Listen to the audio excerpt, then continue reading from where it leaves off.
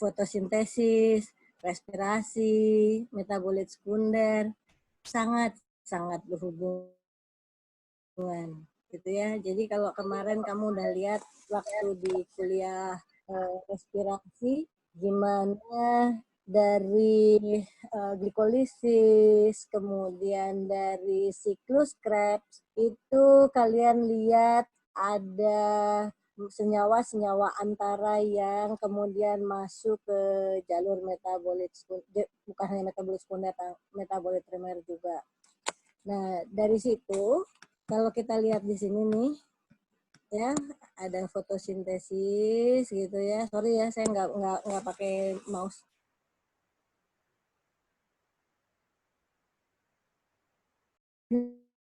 Fotosintesis apa namanya aerobik, dan kemudian di situ juga ada apa namanya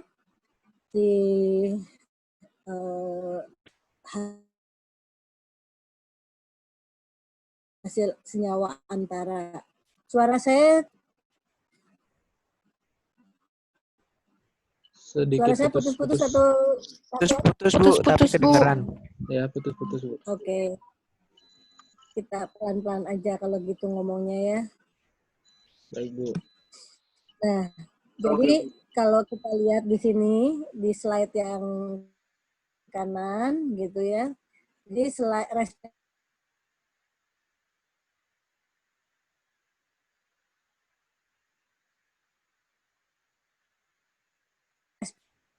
ATP, energi. Hilang suaranya? Iya Bu, sedikit.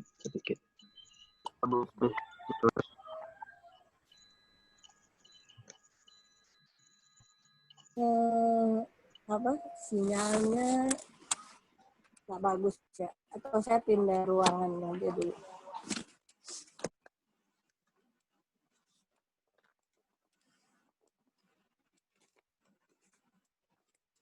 Atau pakai suara aja Bu, nggak usah pakai video biar lebih.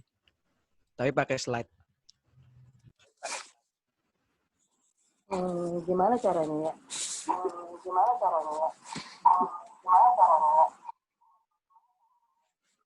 Kayaknya di sini udah cukup ya kayaknya.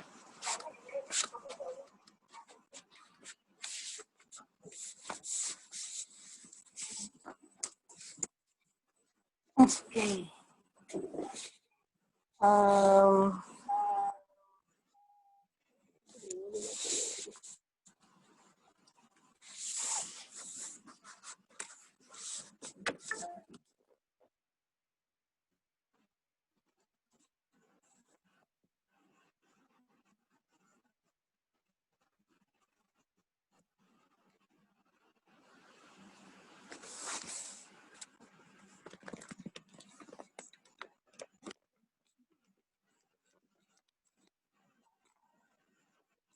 Sinyalnya masih bagus nggak sekarang di sini?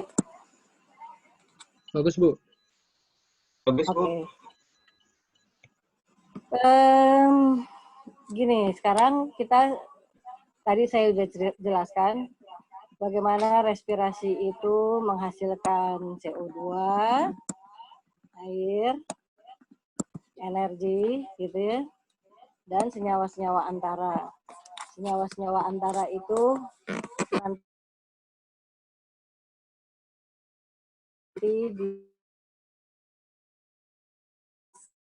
masuk ke apa namanya?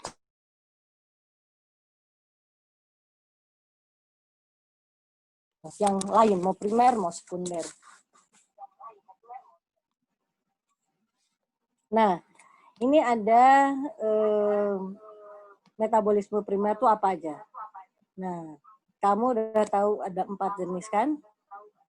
Ada karbohidrat, ada protein, ada asam nukleat, dan satu lagi ada karbohidrat, lipid, protein, asam nukleat. Nah, jadi ini adalah jalur-jalur yang biasa dipakai untuk metabolisme primer. Nah, ini yang saya katakan harus berlangsung Karena kalau tidak, tumbuhan itu ya tidak survive selnya gitu ya. Nah, kemudian apa sih metabolit sekunder? Nah, metabolit sekunder itu adalah senyawa-senyawa yang punya struktur selain dari keempat metabolit primer tadi. Jadi kita bisa lihat bahwa metabolit sekunder itu strukturnya tidak sama dengan karbohidrat, tidak sama dengan lipid, tidak sama dengan protein, dan tidak sama dengan asam nukleat. Jadi kalau yang apa sih yang kayak gimana sih? Jadi kamu nggak usah pusing-pusing. Lihat strukturnya. Struktur dia sama dengan tadi nggak? Keempat struktur metabolit primer tadi nggak? Kalau nggak, ya itu adalah metabolit sekunder. Gitu ya, nggak usah sampai pusing. Nah, jadi metabolit sekunder ini selalu ada di dalam tumbuhan. Tapi setiap tanaman itu menghasilkan metabolit sekunder yang unik. Tidak sama satu sama lain. Jadi oleh sebab itu metabolit sekunder pada tumbuhan itu bisa jadi apa semacam marker.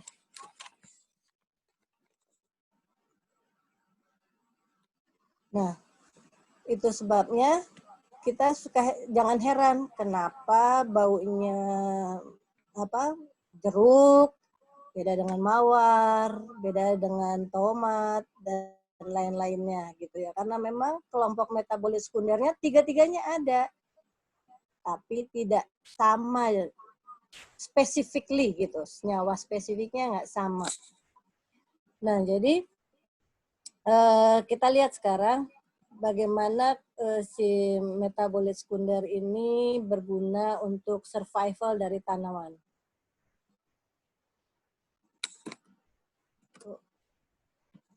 Slide-nya nggak mau maju nih.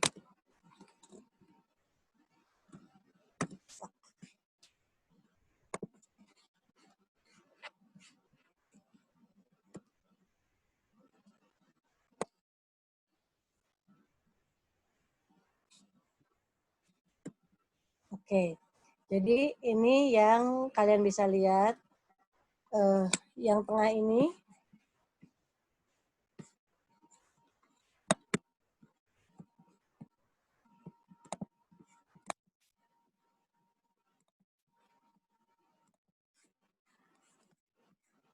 Ini adalah sesuatu yang berhubungan semuanya dengan metabolit primer.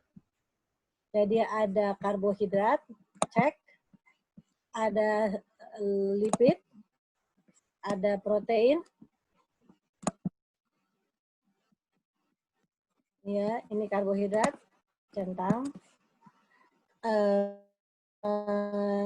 Ini lipid, jadi asam lemak tentunya monomernya dari lipid. Terus kemudian asam amino untuk monomernya protein dan asam nukleat. Nah, kalian lihat bagaimana semuanya berhubungan satu sama lain, gitu ya. Yang selain itu adalah metabolit sekunder. Jadi kalau kalian lihat di sini asetil-CoA itu masuk ke jalur sintesis terpen. Selain dia juga masuk ke jalur asam sitrat atau kita kenal dengan siklus Krebs. Nah, asam nukleat yang dibutuhkan untuk reproduksi alias untuk menghasilkan RNA dan DNA, itu kan kalian bisa lihat nih asam nukleat maupun asam amino, kedua-duanya bisa masuk ke jalur sintesis senyawa metabolik mengandung N atau salah satunya adalah alkaloid. Sementara yang lain-lain gitu ya, banyak bisa juga dari N itu masuk ke jalur sintesis fenol. Nah, fungsinya apa sih kalau tanaman butuh metabolit sekunder? Nah, banyak sekali sebetulnya. Jadi orang selalu menghubungkan bahwa metabolit sekunder itu hanya untuk pertahanan tanaman. Iya betul sih, gitu ya. Banyak betulnya. Karena tanaman itu sifatnya sesil, tidak bergerak.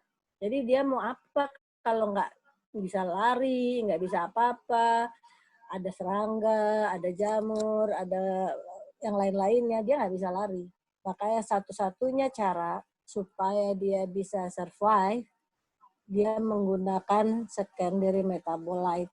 Nah, tapi selain untuk pertahanan seperti tadi, dia juga menghasilkan banyak pigmen.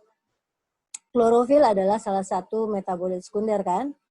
Jadi dia lihat aja strukturnya nggak sama dengan karbohidrat, strukturnya nggak sama dengan protein, strukturnya nggak sama dengan lipid, strukturnya juga nggak sama dengan nukleat. Jadi berarti klorofil itu adalah metabolit sekunder. It's a substance, bukan sesuatu apapun. Dia adalah pigmen. Karotenoid juga adalah metabolit sekunder. Dan antosian juga metabolit sekunder. Jadi senyawa-senyawa yang kelihatannya kamu pikir itu pigmen adalah sebuah apa bentuk apa struktur, it's not, it's a substance. Dia adalah senyawa yang kemudian kita kenal sebagai pigmen yang fungsinya bisa jadi adalah untuk menarik polinator. Jadi dia bukan untuk defense dalam hal ini, gitu ya.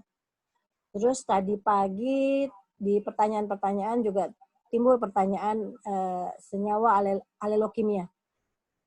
Nah itu untuk kompetisi, karena dia ingin survive gitu ya, ingin di lingkungan tuh mendominasi dan sebagainya.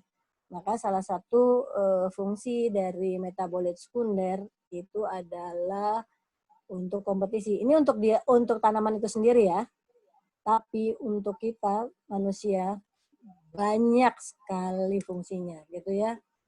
Lebih dari 80% senyawa-senyawa itu digunakan untuk banyak hal gitu ya. Paling banyak untuk obat, tapi sesungguhnya bisa dipakai untuk insektisida. Misalnya kamu lihat ada iklan di TV itu ya. Nyamuk tidak suka lemon atau lavender. Nah, itu sebenarnya memang demikian gitu. Ada putus ya?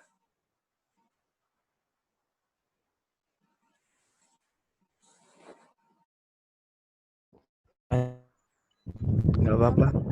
Nggak putus kok, Bu. Nggak putus kok, Bu.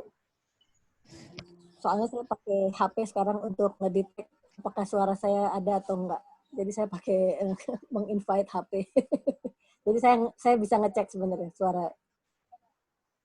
Nah, jadi ada 80% senyawa lebih bahkan ya yang dipakai untuk obat. Nah, kayak sekarang misalnya rame-rame cerita tentang virus corona, ada menggunakan kina misalnya. Quinine itu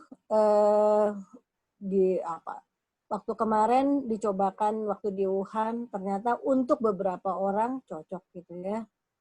Tapi nggak semua orang. Ini contoh-contoh dari metabolit sekunder yang ada. Ada rutin, ada asam salisilat, ada lignin. Kamu kalau lihat asam salisilat, ada di mana kira-kira ya? Kamu pernah lihat kata-kata asam salisilat di mana? Pernah ingat-ingat nggak? Asam salisilat. Di obat anti nyeri. Oh iya benar. Di koyo, Bu. Di koyo. Di apa lagi?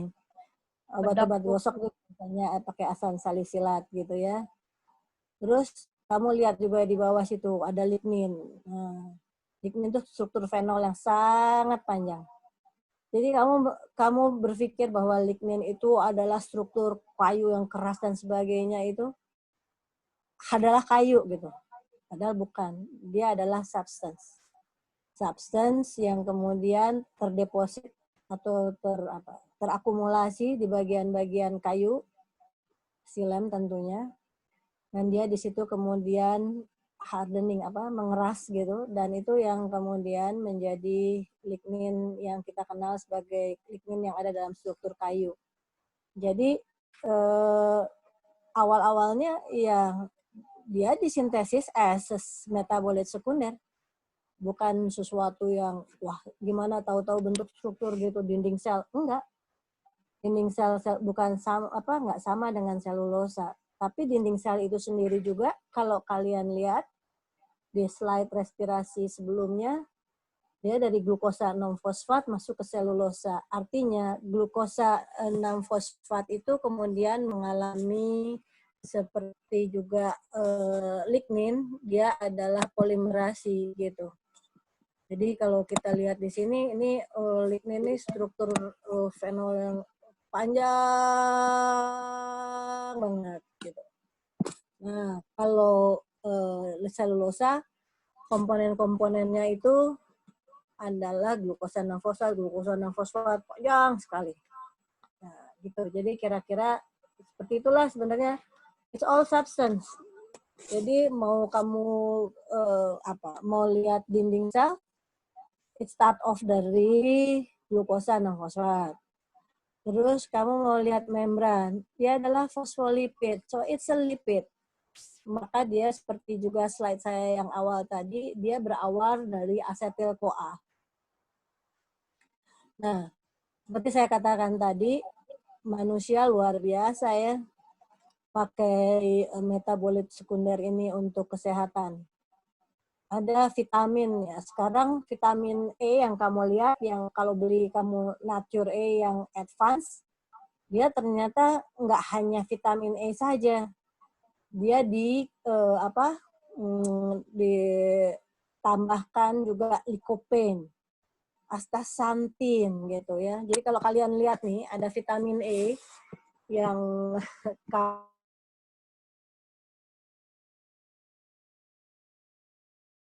kamu sekarang sering konsumsi.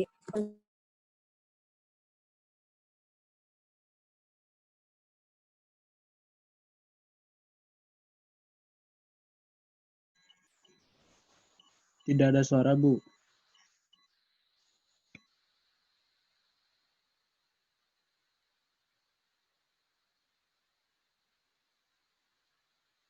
Bu, suaranya hilang, Bu.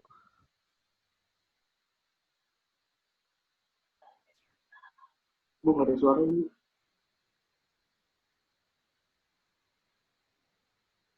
Ya. Oh, no. PPT-nya hilang. Iya, katanya hilang. Ibunya DC nggak? Ibunya? Ibunya AFK gimana? Ibunya apa? Ibunya hilang juga. Ya.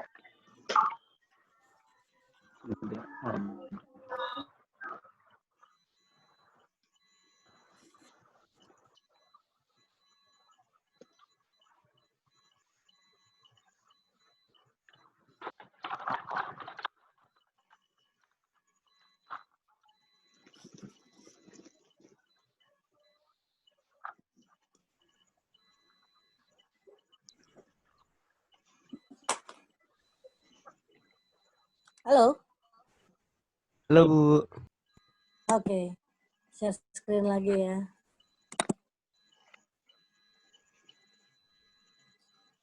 Nah, oke. Sudah kelihatan slide-nya? Belum, Bu. Belum, Bu. Belum, Bu. Kenapa lagi ya?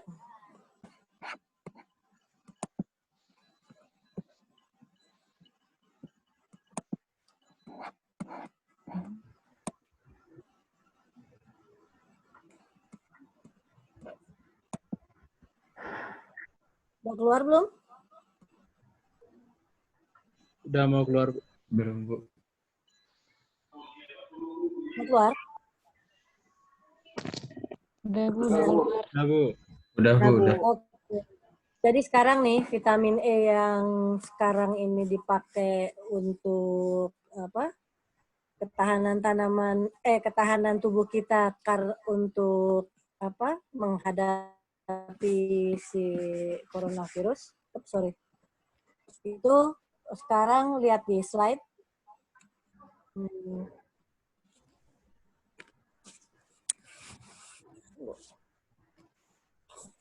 Ininya nggak, pennya belum keluar, bentar ya.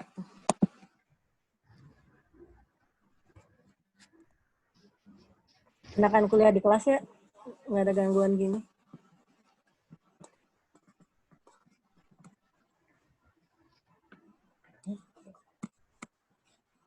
Ya udah pakai E ini aja.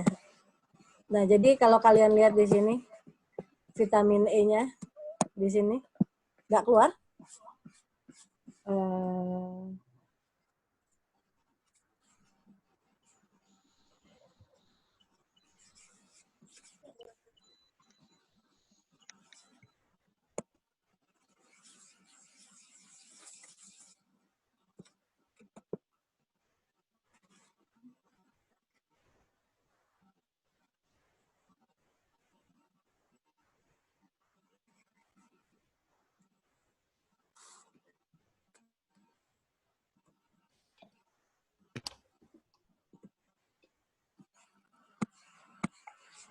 Nggak agak, oh iya keluar.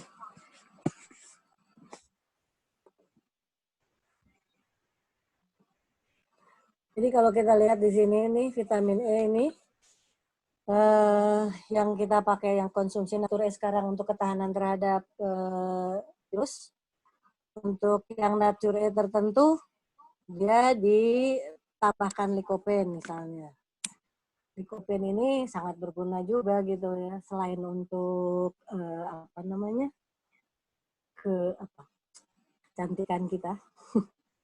Dia juga ternyata punya fungsi antioksidan yang sama tingginya dengan vitamin E gitu ya. Jadi kalian bisa lihat di sini.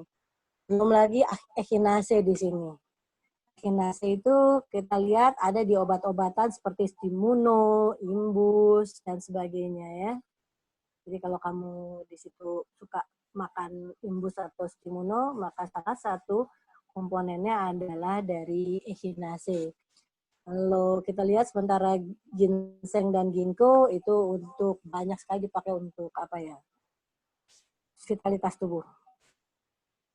Nah ini selain gula, sebetulnya tanaman juga menghasilkan pemanis alami. Salah satu contohnya adalah asam gliserisik. Nah ini ada di beberapa tanaman. Nah, terus kemudian yang ada lagi adalah stevia. Nah, stevia itu menghasilkan steviosid. Itu juga pemanis. Jadi, mau glycerisid maupun stevia, dia bisa jadi pengganti sukrosa. Maka kalau kamu lihat di produk-produk yang untuk pelangsing tubuh itu Tropicana Slim ya. Nah, dia pemanisnya bukan gula. Tapi bisa jadi steviosid atau glyceric acid ini. Nah, obat-obat yang lain yang kelompoknya alkaloid sangat terkenal, morfin, kokain, segala macam, kanabis, ya. Jadi kamu bisa lihat betapa banyaknya fungsi-fungsi metabolit ini untuk kita. Yang lainnya adalah senyawa-senyawa yang bisa dipakai untuk industri. Jadi banyak ya.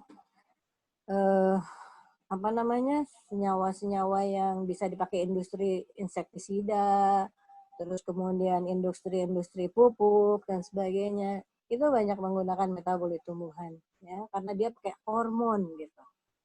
Kalian bisa lihat di situ. Nah, yang kamu lihat yang luar biasa itu sebetulnya adalah obat-obat antibiotik, anti kanker gitu ya, mahal-mahal semuanya. Jadi kalau kalian lihat Taxol misalnya dari tanaman Taxus brevifolio, terus kemudian saya katakan yang lalu adalah katarantin, vincristin, vinblastin dari tapak darah, itu juga untuk anti kanker. Banyak banget ya. Jadi tadi juga pagi ada pertanyaan, Bu, kalau senyawa anti kanker itu apakah dia senyawa sitotoksik? Kebanyakan iya. Jadi kayak misalnya penelitian yang dilakukan anak bimbing S3 saya, itu awal-awalnya diketahui adalah senyawa itu punya potensi sitotoksik. Jadi dari situ kemudian kita bisa uji lagi apakah sitotoksisitas itu kemudian bisa dipakai untuk membunuh sel-sel kanker. Jadi sebenarnya masih panjang. Jadi kalau ada publikasi misalnya di majalah atau koran atau apa, penelitian anak SMA menemukan anti kanker. Wah, itu masih jauh banget. Itu bisa jadi baru pengujian sitotoksisitas. Gitu. Karena untuk pengujian kanker yang sesungguhnya, seperti yang penelitian yang saya dengan Bu Marsha untuk anak S3, itu harus diujikan pada sel kanker yang sesungguhnya, itu pun baru potensi. Belum harus diujikan pada hewan uji dan seterusnya. Jadi ingat ya, itu masih panjang banget. Nah, ini adalah gambaran dari kuliah yang lalu ya. Seperti yang saya katakan, bagaimana hubungan antara si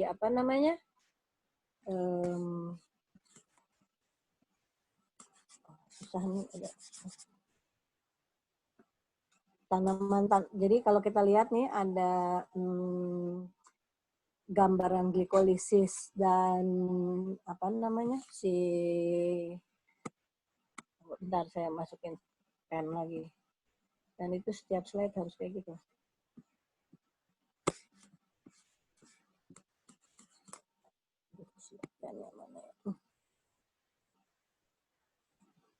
Nah, jadi kalau kita lihat ini hasil papi yang dari fotosintesis masuk ke glikolisis. Terus kalau ada oksigen dia bisa masuk ke asam sitrat.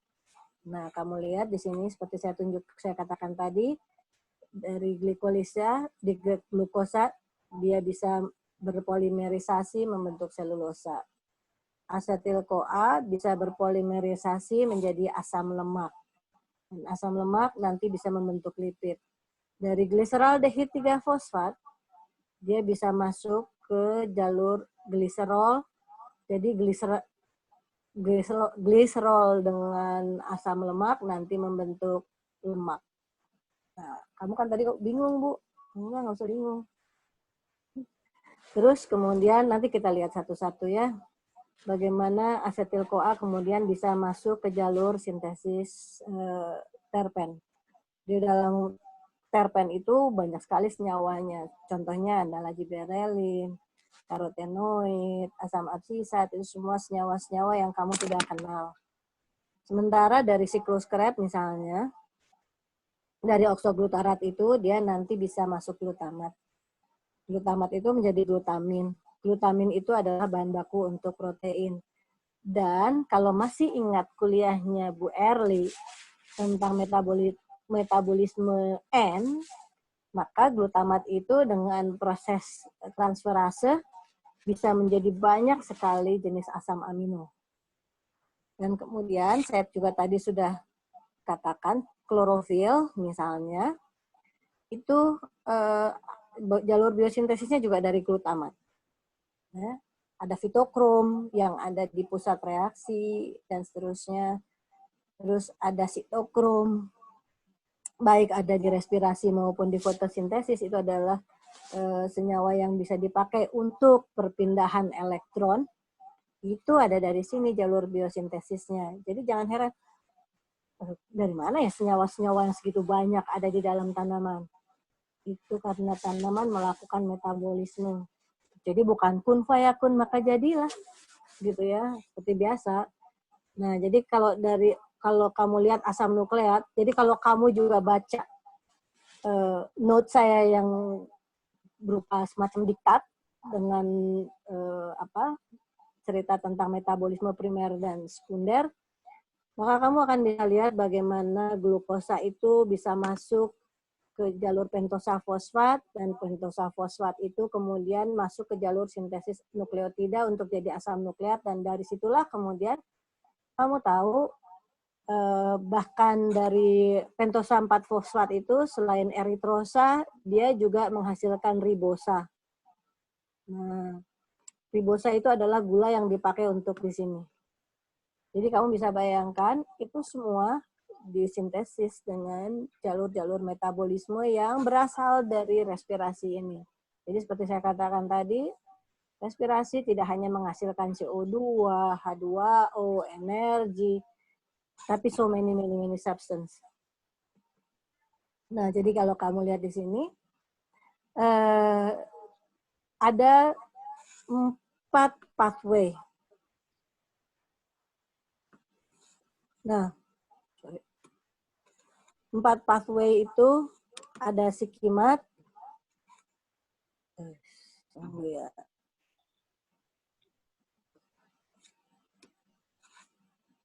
ada sikimat, aduh selalu kalau ditekan touching sedikit udah berubah. Jadi kamu bisa lihat di sini, ada, pokoknya kamu lihat aja deh. Ada asam sikimat, ada malonat, ada mevalonat, ada MMP. Jadi dulu waktu zaman saya kuliah itu hanya ada jalur asam sikimat, jalur malonat, dan mevalonat. MEP atau metil erythritol fosfat itu baru-baru saja ditemukan sekitar tahun 2000-an. Jadi buku-buku yang lama pasti nggak ada MEP pathway. Makanya saya katakan kita sebagai saintis harus open-minded karena selalu akan ada penemuan-penemuan baru.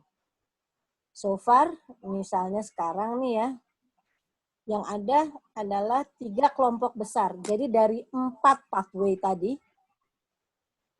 yang kalian bisa lihat adalah bahwa terdapat 3 kelompok. Jadi 4 pathway.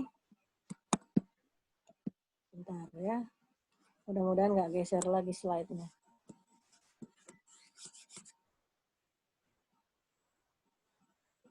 Susah. Nah, jadi kalau kita lihat di sini, ada asam sikimat, malonat, mevalonat, itu termasuk MEP yang baru, ini baru. Itu kalau kita lihat, dia berawal dari pirufat, gitu ya, ke asetil-CoA. Dari asetil-CoA dia akan masuk ke senyawa mevalonat. Mevalonat itu adalah senyawa pertama yang stabil, maka kemudian jalur itu disebut mevalonic acid pathway. Sama dengan kalau kamu lihat Krebs cycle itu disebut juga citric acid pathway. Karena apa? Karena senyawa stabil pertama yang terbentuk adalah senyawa asam sitrat. Kalau ini senyawa yang pertama terbentuk stabil adalah mevalonat. Kalau yang ini senyawa yang terbentuk pertama yang stabil adalah malonat. Kalau yang ini senyawa stabil pertama yang terbentuk adalah asam sikimat. Dari mana terbentuknya jalurnya? Nih. Jadi kalau kalian lihat nanti kita lihat lagi ya, dari asetil-CoA bisa masuk asam trikarboksilat, bisa menjadi asam amino yang rantai lurus. Sementara yang asam sikimat dia akan masuk ke jalur sintesis asam amino yang aromatik atau siklik. Dan dari situ kemudian masuk ke jalur senyawa-senyawa yang mengandung N. Salah satunya adalah alkaloid. Dari malonat, gitu ya, dan dari asam sikimat, jadi ada 2 nih untuk fenol, dia masuknya dari fenolat, dari asam malonat dan dari sikimat. 2 jalur ini masuk ke jalur fenolat. Sementara untuk terpen, dia bisa mevalonat, bisa MEP. Tapi dua-duanya bisa dua-duanya bisa berjalan di satu tanaman, atau kadang-kadang satu tanaman menggunakan mevalonat, satu tanaman lain menggunakan MEP. Ini kita lihat yang pertama adalah senyawa terpen. Jadi kalau kita lihat kenapa dia disebut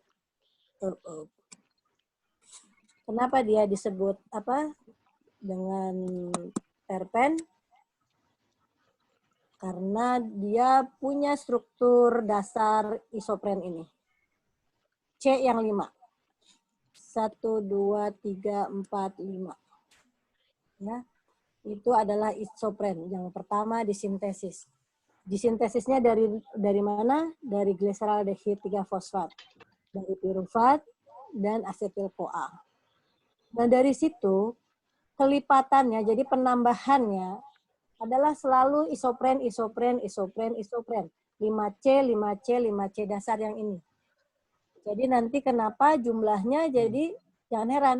Kalau 5C ditambah lagi 5C, jadi isopren tambah isopren, 5 tambah 5, senyawanya jadi 10C. Nah, dan seterusnya ya. Penambahannya begitu, 10, 15, 20, dan seterusnya.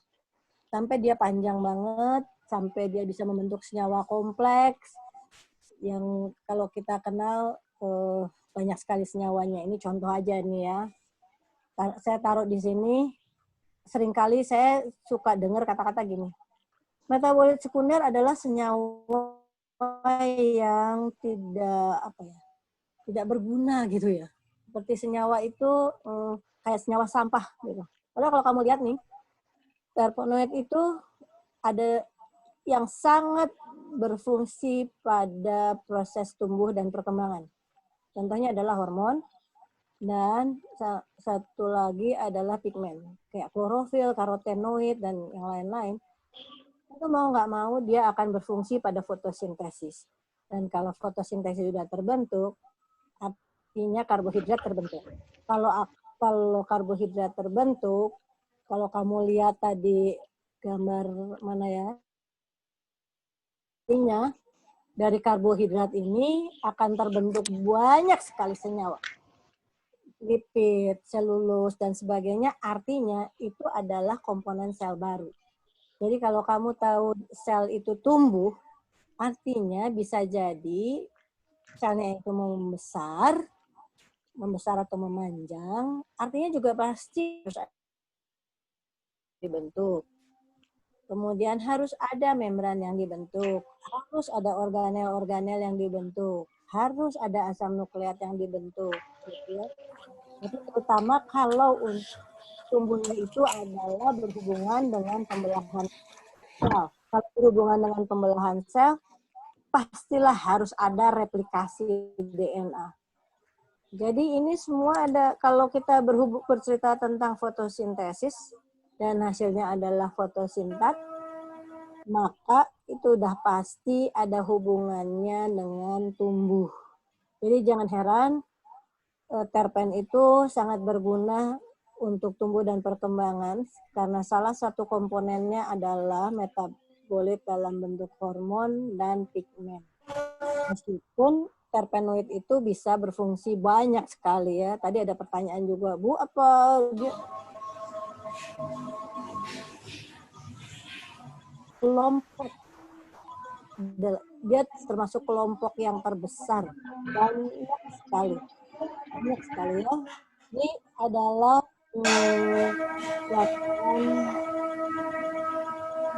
gambaran metabolit bagaimana dia bisa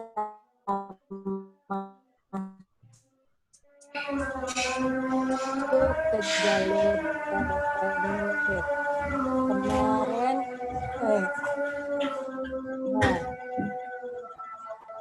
yang jalur mana?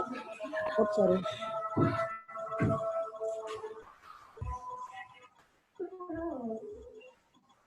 Jadi kalau kita lihat di sini ada asetil-CoA yang akan berpolimerisasi membentuk asam mevalonat. Kemudian kamu lihat lagi tadi dia masuk ke struktur dasar dari terpen, yaitu isopren. Ini karena senyawa yang dibentuk stabil pertama adalah mevalonat, maka dia disebut jalur mevalonat. Nah, ada satu lagi jalur yang dipakai untuk masuk ke isopren, yaitu glyceraldehid 3-fosfat dan pirufat yang akan membentuk senyawa stabil pertama metil erythritol fosfat. Dia juga akan masuk ke jalur ini. Jadi dua jalur ini bisa dipakai untuk pembentukan terpen. Nah, keduanya ini kemudian berpolimerisasi, seperti saya katakan tadi, ini C-nya adalah 5. Berpolimerisasi, jadi C5 tambah C5, jadi struktur kiri dan kanan ini bergabung, membentuk C10 yang kita kenal sebagai monoterpen. Kalau ada penambahan lagi, satu isopren lagi, maka dia terbentuk C-nya 15. Itu kita kenal senyawa sesquiterpen. Kalau monoterpen itu doubling, maka yang terbentuk adalah C20 atau kita kenal triterpen dan seterusnya sampai terbentuk politerpenoid yang sangat panjang. Itu adalah bagaimana terpen dibentuk. Ini adalah garis besar aja. Nah, ini adalah gambaran. Di mana sih adanya mevalonat itu adanya di sitosol, sementara MEP adanya di dalam plastida. Kenapa ada dua lokasi yang dipakai untuk jalur sintesis terpen ini? Karena seperti kita lihat di sini, enzim yang menentukan. Jadi enzim ini sangat-sangat luar biasa perannya. Dia itu mau proses ada di mana, maka dia sangat menentukan. Ini adalah enzim. Ini adalah enzim. Enzim yang banyak terdapat di dalam sitosol. Oleh karena itu, si pembentukan terpen yang ada di sini, terutama adalah sesquiterpen dan triterpen.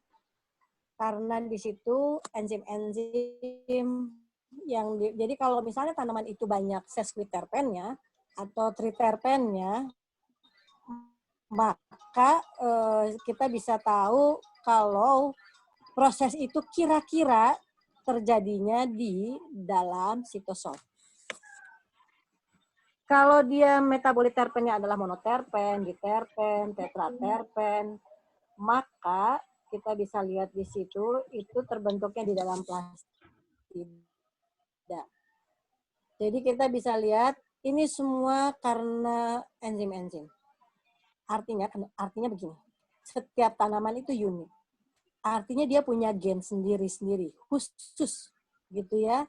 Jadi ada tanaman jeruk, pasti dia beda gennya dengan tanaman mawar. Jadi ketika dia terbentuk terpen, sama-sama terpen nih. Kalau kita kita salah satunya nih ya, terpen itu uniknya adalah senyawa itu volatile. Jadi kita bisa mencium aromanya. Gitu ya. Jadi sesquiterpen dan monoterpen adalah sangat-sangat volatil, terutama monoterpen. Sesquiterpen agak kurang volatil. Nah, jadi kita bisa mencium bau-bau beda-beda karena monoterpennya adalah juga sebuah kelompok senyawa yang luar biasa besarnya, banyak sekali jumlahnya, dan itu gunanya adalah untuk kita tahu jalur yang dipakai untuk sintesis itu beda. Nah, kalau dia gennya beda, artinya dengan adanya signaling lingkungan atau signaling dari dalam, karena kan tadi saya sudah jelaskan ya, ada metabolit sekunder yang konstitutif dan yang induktif. Jadi yang konstitutif itu terbentuk terus-menerus karena memang dia by design, by default sudah punya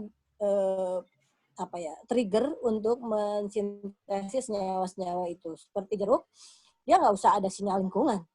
Dia pasti akan memberikan harum seperti itu. Nah, tapi misalnya kita ingin meningkatkan metabolit lain nih, di situ juga. Nah, itu bisa kalau misalnya dia tidak terbentuk secara konstitutif, kita bisa menginduksi supaya terbentuk di situ, bisa asal ada gennya. Terus kamu bisa, Bu, kalau mau mangga harum leci gimana? Nah, itu artinya ada nggak apa namanya enzim untuk sampai kepada sintesis aroma leci tadi? Kalau nggak ada, ya kita harus melakukan sesuatu. Salah satunya adalah dengan proses transformasi. Gitu. Kalau dia ada, ya kalau itu dia memang dia apa? jenisnya adalah jenis itu, IDP, atau kita berhasil menyilangkan DMAPP, sampai 3 apa?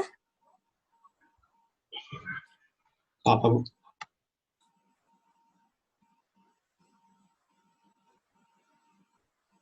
Ada yang mau bertanya? Nanti kita lihat ya jalurnya ya. Jadi itu saya hanya ingin tunjukkan betapa senyawa-senyawa itu menggunakan jalur yang berbeda.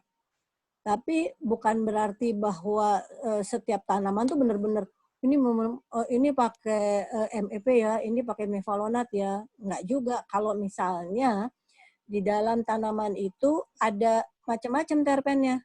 Monoterpen ada, sesquiterpen ada. Maka kedua jalur ini, mevalonat maupun MEP, bisa berlangsung bersama-sama. Jadi misalnya di akar wangi nih. Kamu tahu tanaman akar wangi nggak? Itu seperti rumput ya jenisnya. Itu sangat bagus untuk apa namanya?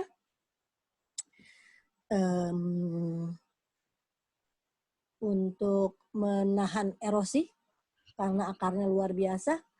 Tapi akarnya juga kalau kamu pergi ke Garut, di daerah Garut sana, banyak sekali petani-petani yang mengekstrak akar wangi ini untuk jadi senyawa-senyawa yang dipakai campuran parfum. Harumnya ada, monoterpennya ada, tapi sesquiterpennya banyak. Gitu ya. Jadi kalau yang monoterpennya biasanya tuh ya potongan-potongan akar wangi yang bekas-bekas ekstraksi itu dipakai misalnya ditaruh diselipkan di bahan atau apa sehingga bahan itu punya aroma khusus gitu. Nah, kalau yang sesquiterpennya itu karena dia kurang volatil, dia bisa dipakai untuk pengikat aroma. Jadi aroma yang misalnya parfum-parfum yang mahal-mahal itu, dia biasanya menggunakan senyawa-senyawa sesquiterpen, bisa dari akar wangi, bisa dari nilam, bisa dari gaharu. Itu yang kemudian bisa Chanel itu salah satunya menggunakan sesquiterpen dari gaharu. Itu bisa kita lihat dia lama sekali wanginya. Seharian bisa wangi, nggak cepat hilang. Kalau monoterpen, karena dia cepat menguap, ya parfum-parfum yang menggunakan monoterpen itu cepat sekali hilang harumnya, gitu ya. Tapi kalian sekarang mudah-mudahan punya gambaran bahwa MEP dan mevalonat itu bisa berjalan bersama-sama untuk tanaman-tanaman tertentu yang memang menghasilkan banyak terpen. Ini contohnya, tadi gambarnya cuma garis-garis aja. Nah, sekarang bisa dilihat kompartemennya. Bagaimana di sitoplasma, kemudian ada sesquiterpen, contoh-contoh senyawanya, di situ kalian biasa lihat, contohnya adalah capsidiol. Karyofilen itu banyak di minyak kayu putih. Gitu ya. Terus kemudian kalian bisa lihat di dalam plastida, di situ ada selain monoterpen yang sudah saya ceritakan tadi, ada limonen, mentol. Jadi kalau kamu daun mint, itu ada mentolnya. Nah dari situ limonen dari pengharum-pengharum yang menggunakan bau jeruk ada di situ. Tapi di situ juga ada metabolit yang tidak volatil. Contohnya di terpen. Di terpen itu dia tidak volatil. Banyak sekali jumlahnya. Salah satunya adalah obat taksol, obat anti kanker. Ya. Sementara yang lain ada vitamin, ada segala macam. Jadi vitaminnya dari mana ya tanaman? Dia mensintesis sendiri. Jalurnya adalah menggunakan jalur di terpen. Nah, kalau kita pakai vitamin A-nya untuk mata kita ya. Jadi yang ada di dalam jeruk warnanya yang apa gitu, terus kemudian ada di wortel. Nah, ini adalah bagaimana ya caranya masuk ke mevalonat. Nah, kalau kalian sudah bisa mengikuti ini, yang nanti saya cepetin ke penjelasannya. Karena sebenarnya prinsipnya sama. Gitu ya. Bagaimana dia bisa masuk, karena tadi bingung Bu, gimana sih jalur-jalurnya itu? Ya, jalurnya ya seperti ini gitu ya, ntar ya. Jadi kalau kalian lihat di sini asetil-CoA dengan asetil-CoA bergabung. Jadi asetoasetil. Asetoasetil itu kemudian, karena kan butuh 3 asetil-CoA ya. Asetoasetil ini ditambahi dengan asetil-CoA lagi. Ada 3. Asetil-CoA, asetil-CoA, asetil 3. Nah, itu jadi hidroksi beta metil glutaryl CoA. Jadi yang CoA yang lainnya dilepas. Nah, di situ kalian bisa lihat itu adalah kalau udah sampai HMG ini, hidroksi metil glutaryl ini kita kira-kira dia akan masuk ke senyawa mevalonat. Jadi dengan proses pemutusan ikatan gitu ya, jadi CoA-nya dibuang gitu ya, ini yang dibuang. Nah, maka dia akan menjadi mevalonat. Nah, itulah kenapa saya katakan ini caranya sebuah senyawa dari asetil-CoA bisa membentuk mevalonat yang kemudian jalurnya kita sebut MEP. Jadi mevalonat pathway. Nah, dari mevalonat, lihat nih. Jadi kalau kalian lihat di sini, betapa ATP itu dibutuhkan banyak banget. Karena kalau lihat di sini, ini pakai ATP, pakai ATP, pakai ATP. Jadi ATP itu hanya kalau urusannya bukan gerak, gitu ya, bukan hanya gerak dalam artian you move gitu. Itu mengubah suatu senyawa menjadi senyawa lain dengan adanya fosfat nih ya, fosforilasi ini, dia membutuhkan ATP. Jadi disitulah kita bisa melihat kenapa, kok dari mana itu ATP-nya, fosfatnya ya? Ya itu dari ATP. ATP berikutnya menambahkan fosfat lagi sehingga fosfatnya 2. Bisa diikuti? Nah, dari situlah kemudian kita tahu isopentenyl pirofosfat atau yang kita kenal isopren. C5 itu adalah jalur struktur dasar dari terpenoid. That's how terpenoid pertama-tama terbentuk.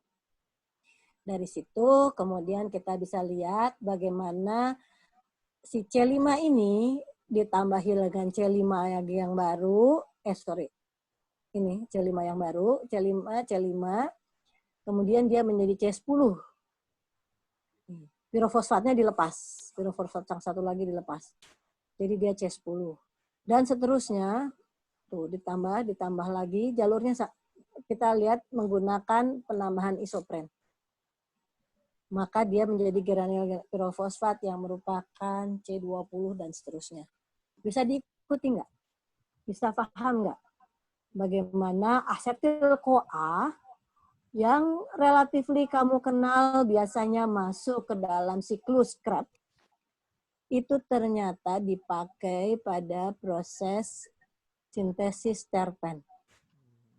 Ya, asetil-CoA, asetil-CoA, asetil-CoA, dia masuk jadi mevalonat, kemudian berubah menjadi isopren, dan seterusnya isopren tambah isopren, jadi C10 dan seterusnya.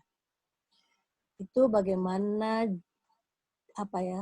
the way asetil-CoA berubah menjadi terpen. Nih. Jadi kalau kita lihat di sini, jadi sebenarnya yang ini tadi jalur ini hanya ingin menunjukkan dari 2 jalur, 2 kemungkinan. Satu yang mevalonat itu menggunakan asetil-CoA masuk ke IPP atau isopren, dan yang kedua adalah menggunakan pirufat dan masuk ke jalur eritritol EMP. Jadi metil eritritol fosfat itu dibentuknya dengan gliseraldehid fosfat dan pirufat. Dia masuk menjadi isopentenyl monofosfat dan kemudian masuk ke isopren. Ini ada contoh-contoh. Jadi kalau tadi lihat dari isopren, kemudian menggabung isopren jadi 10 monoterpen, contohnya adalah mentol. Dan seterusnya ya. Ketika dia menambah C5, itu kita bisa lihat menjadi kelompok yang berbeda-beda. Ada sesquiterpen, ada diterpen, ada sterol, dan seterusnya. Dengan contoh-contoh senyawanya. Dan fungsi-fungsinya seperti kamu tahu, misalnya di isopren itu ada contohnya adalah sitokinin, yang kita tahu itu hormon. Mentol, dia dipakai untuk senyawa aromatik, bisa untuk aromaterapi, bisa untuk industri pangan dan seterusnya. Dan ke bawah-bawahnya kalian lihat contohnya fungsi-fungsi dari senyawa-senyawa yang dibentuk oleh yang kita awal-awal kalian asetil-CoA, pirufat, gliseraldehid 3-fosfat. Nah, kemudian jadi senyawa-senyawa ini. Jangan heran. Nah, ini adalah contohnya. Di sini di gambar,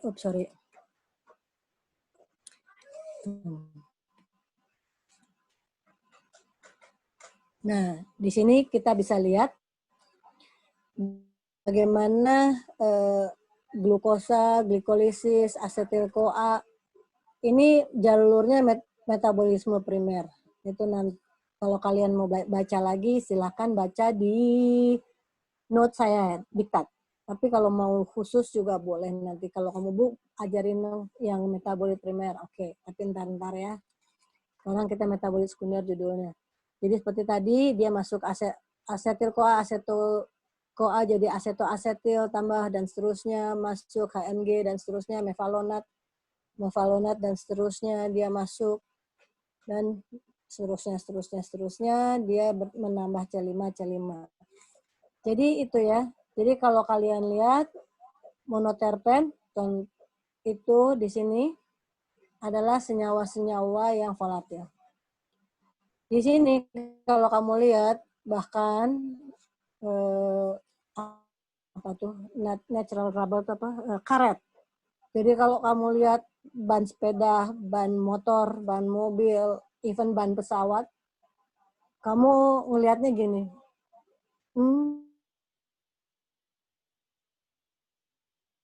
Gitu ya.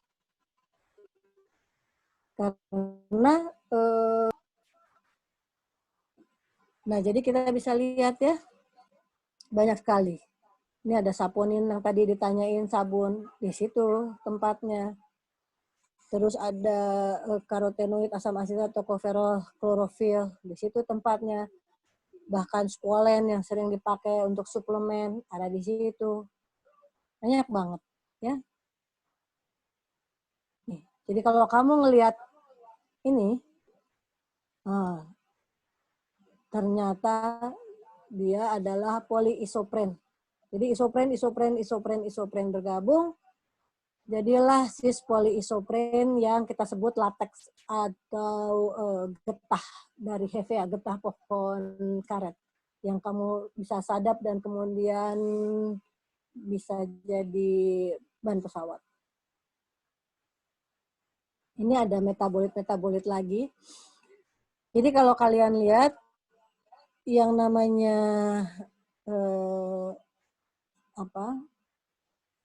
terpen kebanyakan adalah yang berantai panjang.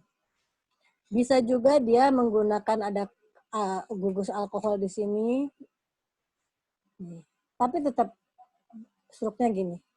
Nah, pakai keton, contohnya paprika oleoresin, gitu ya, atau zeaxanthin tuh yang ada di tanaman apa tuh, paikotok, tagetes. Nah, likopen yang ada di tomat, yang ada di apel, yang ada di stroberi, itu likopen semua. Likopen yang sekarang ditambahkan ke dalam vitamin E, vitaminnya sendiri juga terpen ya. Itu ditambahkan untuk kamu makan di Nature E sekarang. Tapi Nature E yang advance ya. bukan Nature A yang biasa. Nah, kemudian ada lagi nih saffron. Kamu udah pernah dengar saffron? Ini luar biasa mahalnya ya. Itu pewarna yang dari bunga luar biasa deh. Ini strukturnya. Dia tapi sudah membentuk kompleks dengan struktur lain. Tapi tetap, ini adalah struktur dasar dari isopren yang bergabung-gabung. Nah, di sini juga ada isopren dan ada yang bentuknya bergabung dengan struktur aromatik. Oops, sorry. Jawabnya susah.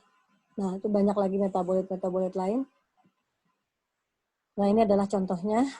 Pyrethroid itu ada di dalam lemon.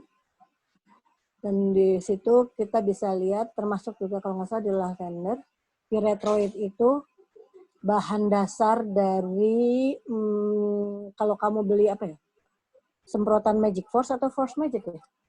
Nah itu kamu lihat, bahan dasarnya adalah pyrethroid. Dan itu diperoleh dari tanaman lemon, bisa. Dan dari lavender. Atau chrysanthemum. Nah, paling banyak di chrysanthemum, pyrethroid itu. Kemudian resin-resin atau getah-getah. Getah-getah di pohon konifer. Itu banyak sekali yang dipakai untuk banyak hal. Jadi kalau kamu lihat di film Jurassic, di mana ada nyamuk yang terjebak di situ, itu adalah resin dari konifer, dari pohon pinus, warnanya kuning kayak gitu, dan itu ya kamu bisa tahu karena kalau sudah di luar dan teroksigenasi dia membentuk struktur yang sangat keras. Resin itu ya dijadikan resin alami, jadi suka dipakai untuk perhiasan dan sebagainya. Kemudian juga ada senyawa-senyawa yang untuk pertahanan. Dan itu yaitu pyrethroid salah satu contohnya. Dan contoh lain adalah senyawa mentol dan limonen yang dipakai untuk berbagai produk. Di mana sih nyimpennya senyawa-senyawa itu? Jadi disintesisnya bisa jadi dia di sel-sel di bawahnya. Jadi kalau kita lihat di sini,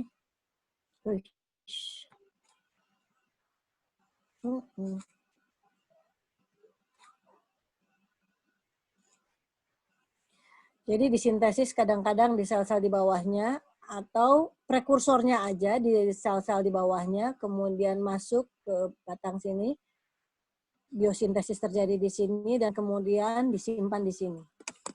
Kelenjar-kelenjar itu bisa kamu lihat misalnya di daun jeruk, karena yang gampang ya, kamu bisa membayangkan kalau kamu beli jeruk, di daunnya, di buahnya, seperti ada bulat-bulat. Dan bulat-bulat itu kadang-kadang translucent, seperti kelihatan agak terang gitu, sebetulnya adalah dia kelenjar, dan di situ tempat disimpannya monoterpen.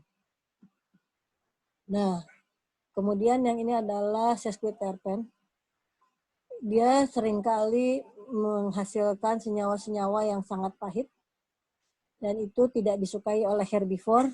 Jadi kenapa kalau ada tanaman-tanaman itu kamu gigit agak pahit, itu biasanya dia mengandung sesquiterpen yang tentu gunanya banyak untuk dia defense yang tidak langsung. Jadi misalnya ada serangga menggigit gitu ya, atau kambing lah, sapi lah gitu ya. Dia makan daun-daun atau bunga-bunga tanaman ini, biasanya dia kapok ya. Karena pahit banget gitu ya. Terus kemudian ada diterpen tadi, kelompok yang diterpen, contohnya adalah senyawa taksol. Dan itu dipakai untuk obat kanker yang luar biasa powerful. Nah, kemudian ada juga resin-resin lain. Nah, jadi kalau kita juga lihat getah, jadi tadi kita tahu getah itu bisa dalam bentuk monoterpen, tapi juga diterpen juga bisa. Jadi untuk beberapa tanaman, kalau tadi kan resin tanaman-tanaman yang semacam pinus dan sebagainya. Tapi untuk tanaman-tanaman yang lain, resinnya atau getahnya itu biasanya adalah dari diterpen. Nah, kelompok yang lain adalah triterpen. Itu contohnya adalah senyawa-senyawa saponin. Tadi yang katanya bentuknya apa? Sabun. Jadi kalau kamu lihat tanaman-tanaman ada di pinggir jalan, banyak sekali dipakai di peneduh jalan. Itu dia adalah tanaman yang banyak mengandung saponin. Jadi kalau nggak ada sabun, one day kamu ambil aja daun tanaman itu digesek-gesek, nanti akan keluar sabun. Dan kalau kita lihat di sini ada cardenolida.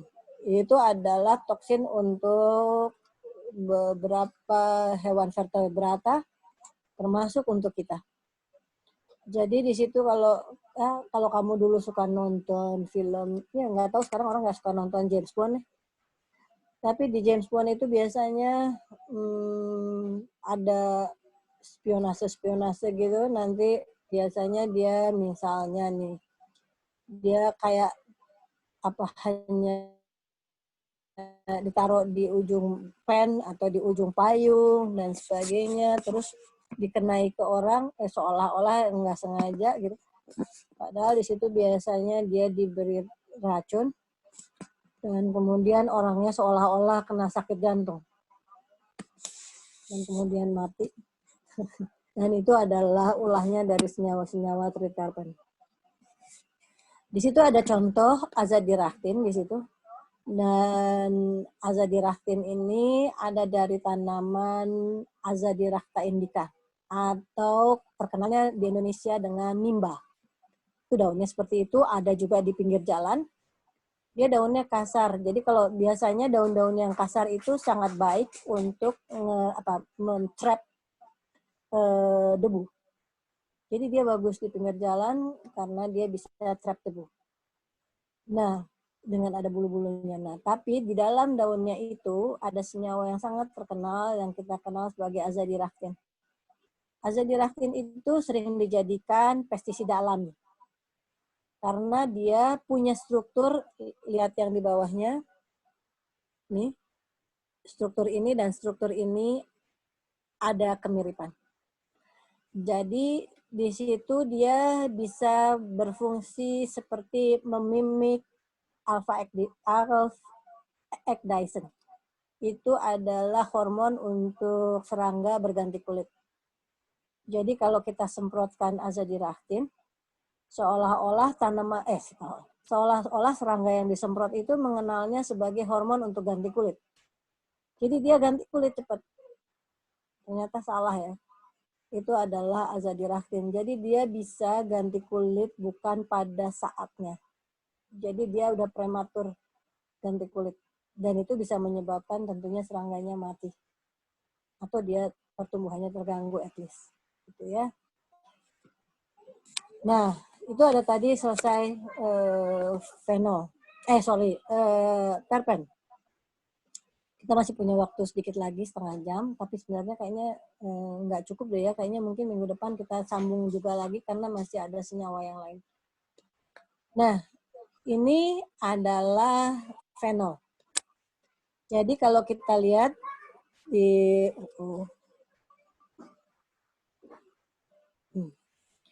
Jadi kalau kita kemarin belajar glikolisis dari respirasi itu dan pentosa fosfat, ada gunanya karena dari glikolisis kalian akan dapat senyawa asam fosfoenol pirufat sebelum dia masuk ke pirufat. Dan dari pentosa fosfat, kalian bisa lihat lagi di slide respirasi terbentuk eritrosa 4-fosfat. Keduanya bergabung, masuk ke jalur asam sikimat. Dari asam sikimat, jadi senyawa pertama yang terbentuk stabil, seperti saya katakan, dia disebut pathway itu karena dia senyawa stabil pertamanya adalah asam sikimat. Dari situ kemudian dia akan berubah menjadi struktur fenilalanin, berubah lagi menjadi asam sinamat, gitu ya. Dan kemudian dia akan masuk ke simple fenolik. Nah, dari asam sikimat, dia juga bisa masuk ke jalur asam galak. Sehingga terbentuk tanin yang bisa terhidrolisis. Nah, jalur yang lain, kan seperti saya katakan, saya jelaskan tadi di slide awal, fenol itu juga membutuhkan jalur malonat dari asetil-CoA. Asetil-CoA masuk ke malonat, dan dia akan membentuk fenol yang luar biasa, macam-macam strukturnya. Dan kalau kedua jalur ini bergabung, dia akan membentuk flavonoid dan tanin-tanin yang terkondensasi. Bukan tanin yang terhidrolisis. Jadi ada dua jenis tanin. Ya. Jadi itu adalah ringkasnya, sederhananya.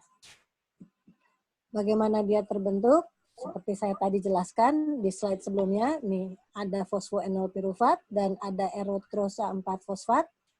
Fosfoenol,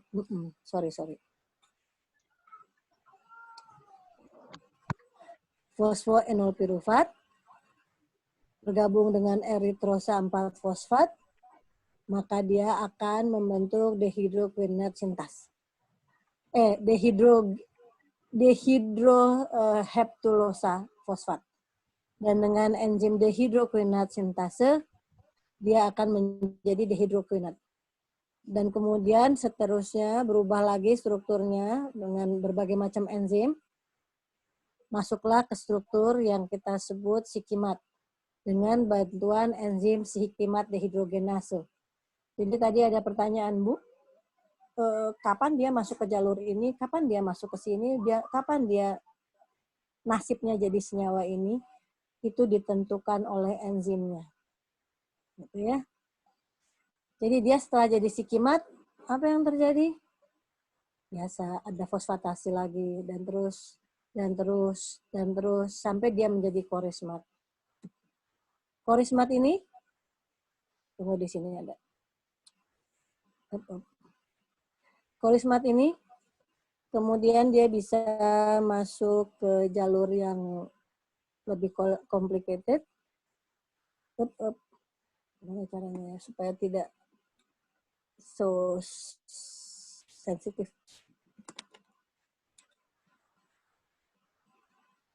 Nah, jadi tadi udah jadi korismat. Ini contohnya, dia akan masuk ke sintesis triptofan, tirosin, dan masuk ke senyawa asam amino yang aromatik, atau korismat itu merubah menjadi fenilalanin dan masuk ke untuk sintesis banyak senyawa-senyawa, misalnya lignin, flavonoid, antosianidin, dan lain-lain.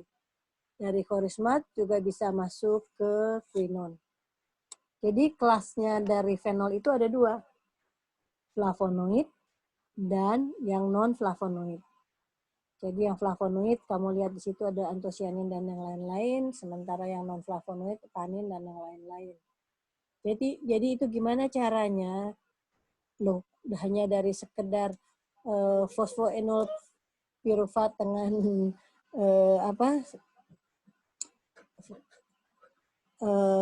fosfoenol pirufat dan eritrosa 4-fosfat bisa masuk ke jalur fenol yang banyak. Ini contohnya setelah kita lihat mau lebih banyak variasi dari metabolit sekundernya. Kalian bisa lihat dari asam sikimat ini yang tadi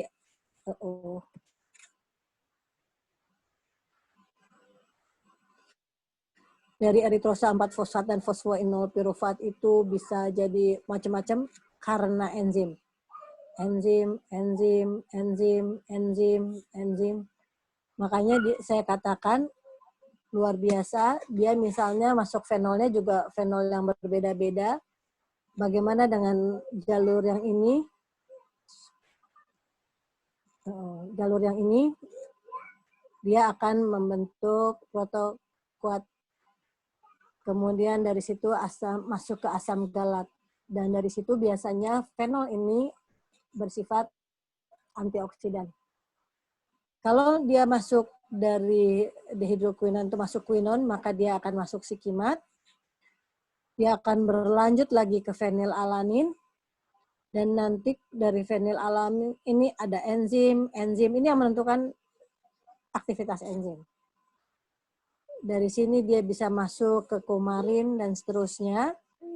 Atau dengan enzim kalkonsintase, dia akan masuk ke jalur senyawa flavonoid. Dan ini kalian bisa melihat ada flavonon, ada antosian, ada flavonol, dan seterusnya. Ini banyak banget. Jadi kalian bisa lihat betapa jalurnya kalau dilihat tadi sangat beragam dan itu ditentukan oleh enzim. Ya. Jadi silahkan lihat juga di sini. Ini adalah sama bagaimana simplifikasi dari jalur sintesis. Jadi ini adalah ini simplifikasi bagaimana kemudian dari sikimat ini eritrosa 4 fosfat fosfoenol pirufat itu menjadi sikimat dan kemudian masuk ke berbagai macam soluble tanin, fenilpropen, kumarin, fenolalanin, simple fenon, lignin, suberin, kamu kenal semua, antosian. Itu adalah senyawa-senyawa fenol. Jadi jangan heran banyak sekali senyawa fenol yang fungsinya juga macam-macam. Kayak rotenon ini dia dipakai untuk dulu namanya kalian suka dengar air susu dibalas air tuba. Nah, rotenon itu adalah salah satunya. Jadi ini ada, jadi kalau tuba itu kamu apa ya tuba itu? Itu ada tanaman yang menghasilkan metabolit sekunder yang menghasilkan racun gitu ya. Podofilum. Jadi kalau kamu juga lihat ada tanaman podofilum, itu juga sangat beracun. Jadi kamu jangan bermain-main dengan tanaman itu. Terus, nah di sini tapi ada eugenol yang ada di mana? Tanaman clove itu apa? Lupa sih clove itu. Cengkeh. Ada eugenol. Dan eugenol itu bisa dipakai kalau kita sakit gigi. Dan pada dasarnya ini semua adalah bumbu. Bumbu-bumbu terutama kalau orang suka makan makanan-makanan Arabik yang Arabian style itu biasanya pakai ini semuanya. Nah, jadi macam-macam ya metabolit sekunder itu. Jadi ada yang fungsinya sebagai obat. Sebenarnya juga apa yang ada di dapur itu entah kurkumin lah, entah jaho yang singiberin lah, apalah. Itu sebetulnya semua berfungsi ganda ya. Jadi dia sebagai bumbu, sebagai penyedap rasa, dan juga sebenarnya sekalian sebagai obat. Jadi kenapa makanan-makanan orang-orang yang sangat kuat bumbunya itu lebih baik ya. Karena dia juga jadi sekalian makan makanan, sekalian makan obat benernya.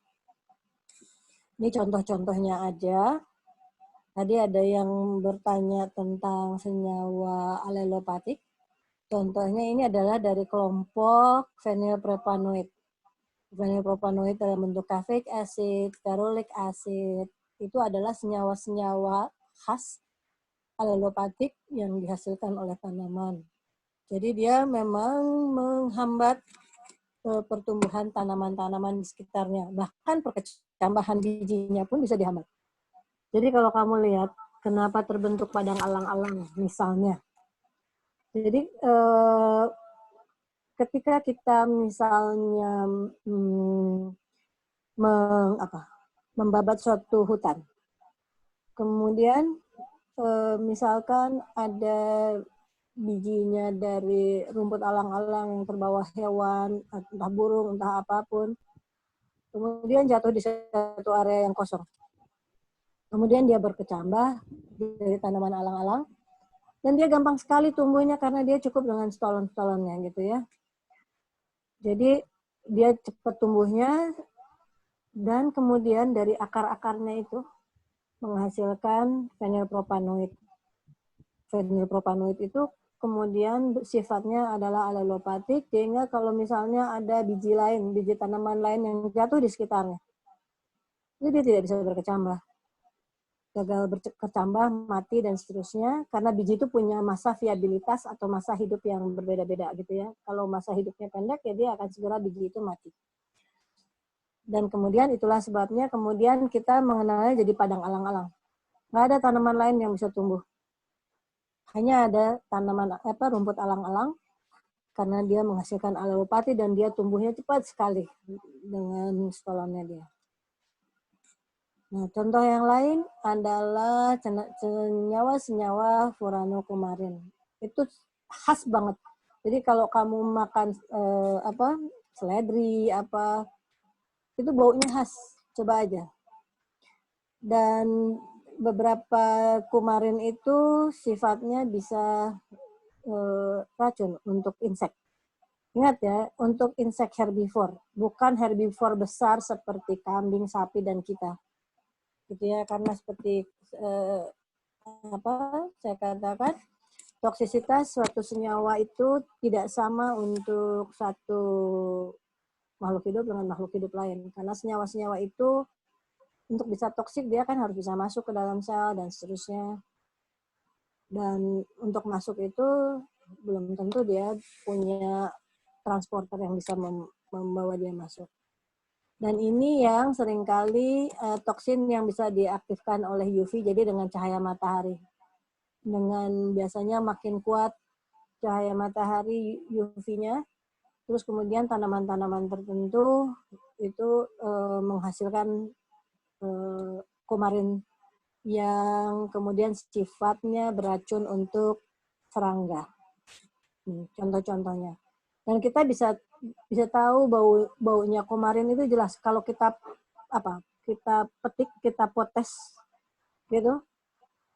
Kamu baunya seperti kalau nyium kalau kamu lagi di ITB lagi ada rumput-rumput dipotong. Baunya kayak gitu deh. Itu adalah bau khas kumarin. Nah, tapi ada kumarin yang lain. Kumarin itu kan adalah kelompok senyawa. Ada kumarin yang lain yang sifatnya bisa dipakai sebagai anti pembekuan darah. Itu bisa dipakai untuk obat-obat, misalnya orang-orang yang punya agregasi trombosit yang kuat, gitu ya. Dan itu bisa dipakai untuk menahan si darah itu menggumpal dan seterusnya. Tapi juga itu ada bahayanya karena kemudian dia bisa pendarahan terus, gitu ya. Nah, contohnya anti-clotting agent itu yang paling terkenal adalah warfarin. Jadi kalau kamu belajar di fisiologi hewan mungkin ya, atau perkembangan hewan, saya nggak tahu. Pasti pernah kenal ada kata-kata ada senyawa yang disebut warfarin. Nah, jadi dia bisa dipakai untuk anti-clotting agent.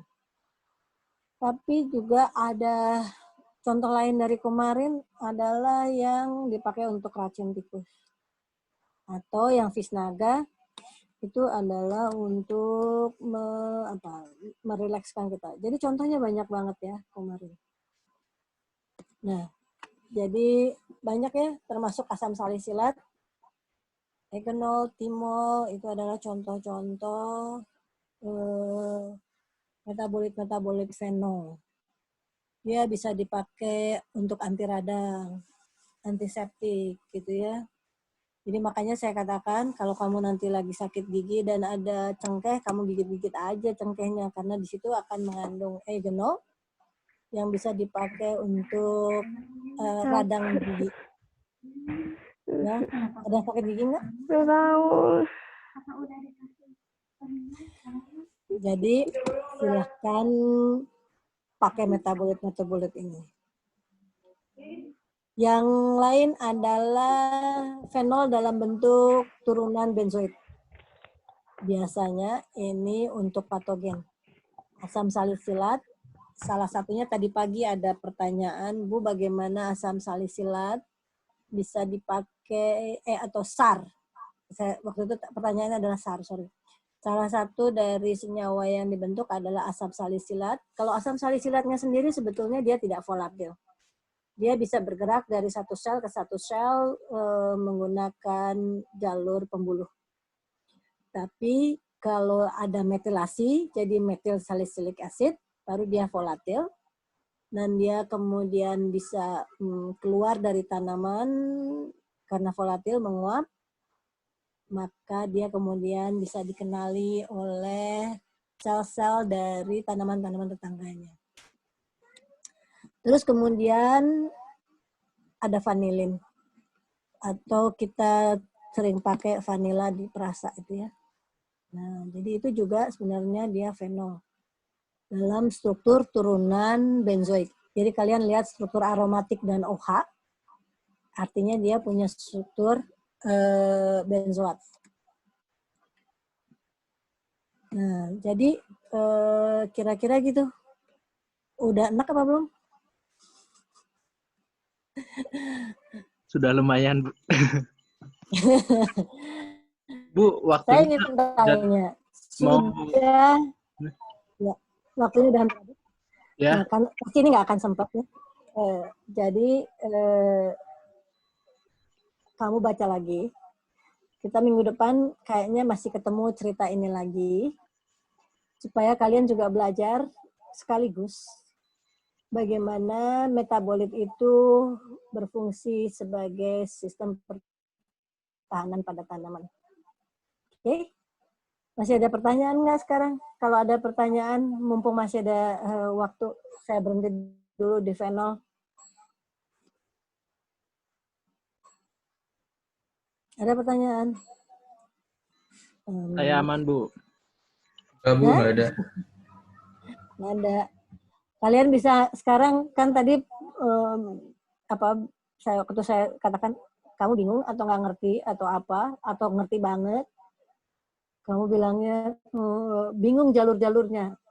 Sekarang kebayang nggak bahwa dari senyawa sederhana seperti asetil-CoA, fosfoenol pirufat bisa menjadi senyawa-senyawa metabolit sekunder seperti ini. Bisa terikuti tidak bagaimana dia berubah dari satu senyawa ke satu senyawa sampai kemudian menjadi entah terpen, entah fenol. Ingat ya, terpen atau fenol itu adalah sebuah kelompok senyawa yang punya struktur.